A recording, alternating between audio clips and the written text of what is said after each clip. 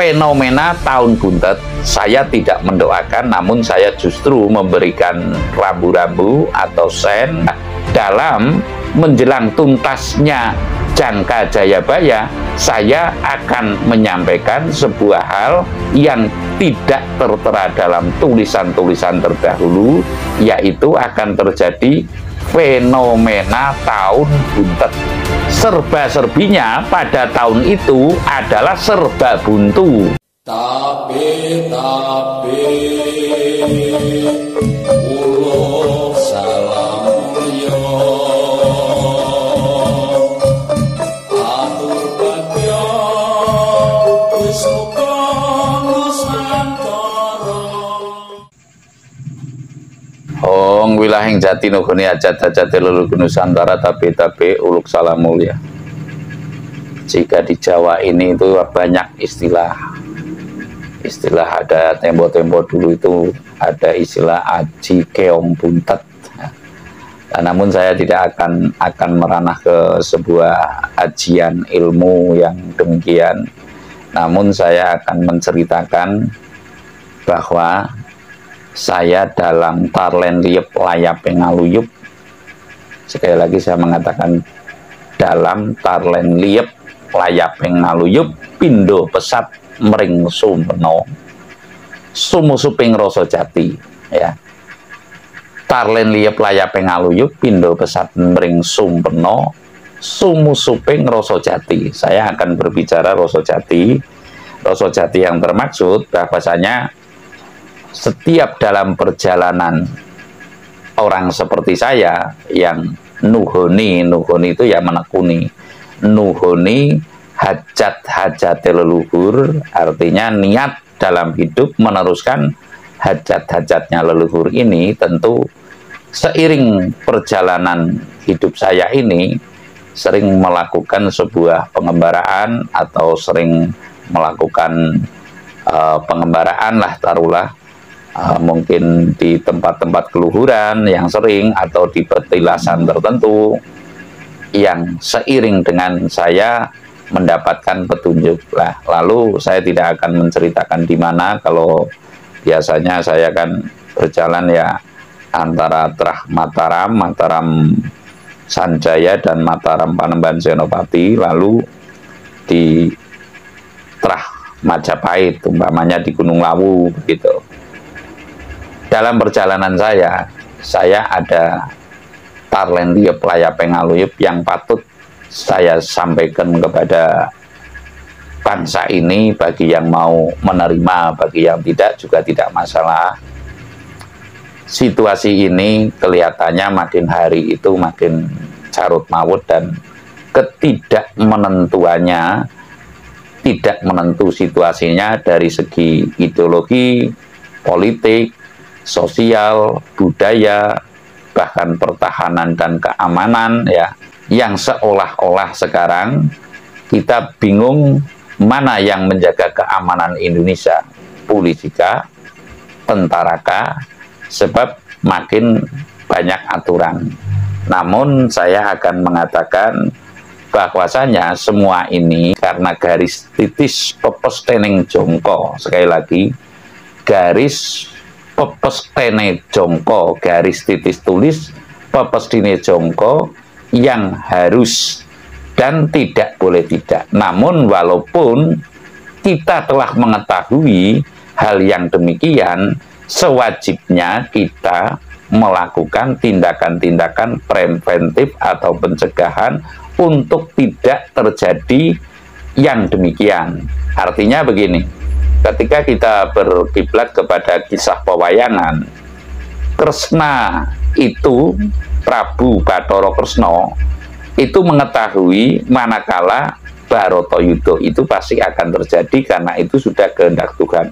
Namun tindakan persuasif, ya, pendekatan untuk bisa menghilangkan perang Bharatayuddha itu juga di antara kewajibannya Prabu Kresna, ya, untuk meniadakan, untuk melobi agar perang Bharatayuddha ini tidak terjadi. Makalah dalam cerita ini ada cerita Mahabharata, ada istilah Kresna Duta. wayang itu ada lakon Kresna Duta. Lah, dalam Kresna Duta yang termaksud andai kata pengibaratannya saya sebagai Kresna itu kan joki ya, joki ini perang Baratayuda, atau yang mengawal jangkane leluhur ini atau Jangka Jayabaya ini ya, yang mengawal tentunya ada, tentu tidak cuma saya saja ya, di antara putra-putri Praja Nusantara tentunya ada beberapa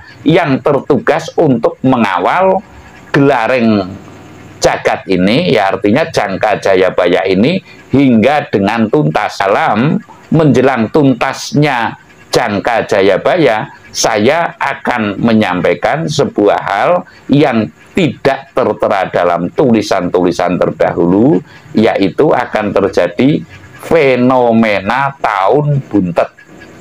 Nah, apa itu fenomena tahun buntet? Saya tidak mendoakan, namun saya justru memberikan rambu-rambu atau sen ya, bahwasanya kita makin hari tentunya dalam langkah-langkah kehidupan ini kita makin waspada. Manakala terjadi hal yang demikian, kita mesti bisa segera mengembalikan pada jalur alternatif. Alternatif yang saya maksud adalah bagaimana kita bisa bertahan sehingga bisa menang dan menangi sampai dengan alam tuntasi Jongko Joyoboyo, sampai dengan berakhirnya ya Jangkaning Dewa Ramaling Pandito Kodrating Jagat yang telah dinulis oleh leluhur bangsa Nusantara, khususnya Sri Aji Joyoboyo. Lah, saya mengatakan bahwasanya fenomena tahun buntet ini ya dimungkinkan pada tahun itu ya, mungkin setahun 2 tahun kemudian atau bahkan beberapa tahun kemudian, saya tidak memastikan, namun saya menyampaikan akan terjadi fenomena tahun buntet. Ada saatnya terjadi fenomena tahun buntet. Fenomena tahun buntet saya akan menjelaskan sedikit. Kemungkinan akan terjadi serba-serbinya pada tahun itu adalah serba buntu ya. Serba buntu ya, dijabarkan sendiri lah Mas saya, serba buntu nggak bisa menjabarkan, nggak bisa mengartikan kan. Artinya saya menyampaikan bahwasanya akan terjadi fenomena tahun buntet.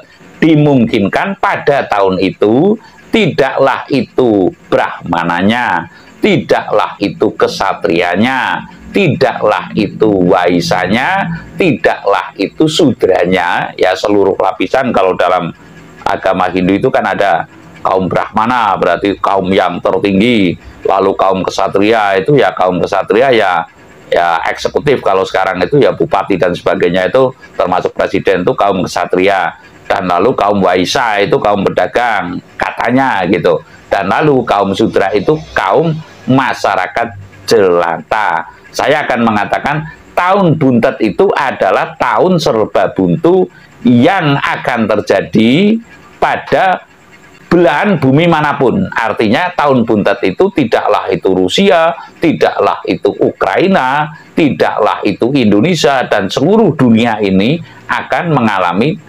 fenomena tahun buntet, yaitu tahun serba buntu. Umpamanya brahmananya dilalah kersane ngalah, sing ora bisa dibantah.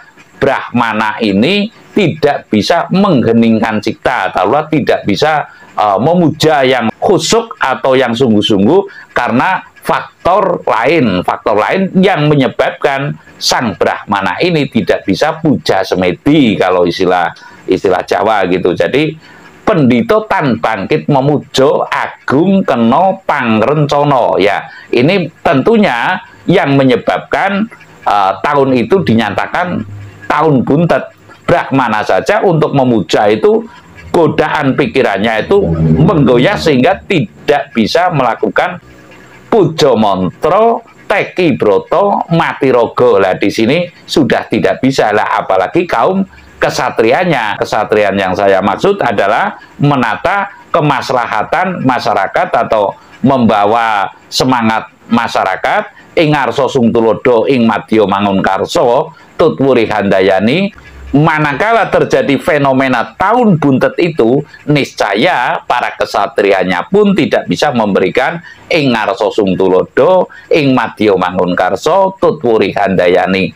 Dan lalu kaum Waisa, umpamanya kaum Waisa ini kan kaum dagang ya, kaum dagang itu juga nantinya akan mengalami tahun buntet. Dalam tahun buntet itu, niscaya para pedagang itu juga akan sulit mengambil keuntungan. Ada istilah wong dagang muli dogong, artinya wong dagang ini hanya dapatnya capek, tidak dapat keuntungan gitu loh. Lalu kaum sudranya, kaum taruhlah bawah, masyarakat jelata, dimungkinkan bagi petaninya mungkin juga banyak hama, lalu bisa terjadi mungkin kemarau panjang dan sebagainya. Jadi saya menyampaikan bahwasanya tahun buntet ini adalah tahun serba buntu bagi seluruh masyarakat di dunia ini. Sekali lagi saya menyampaikan, intinya tahun buntet itu adalah tahun serba buntu untuk seluruh lapisan masyarakat di muka bumi ini.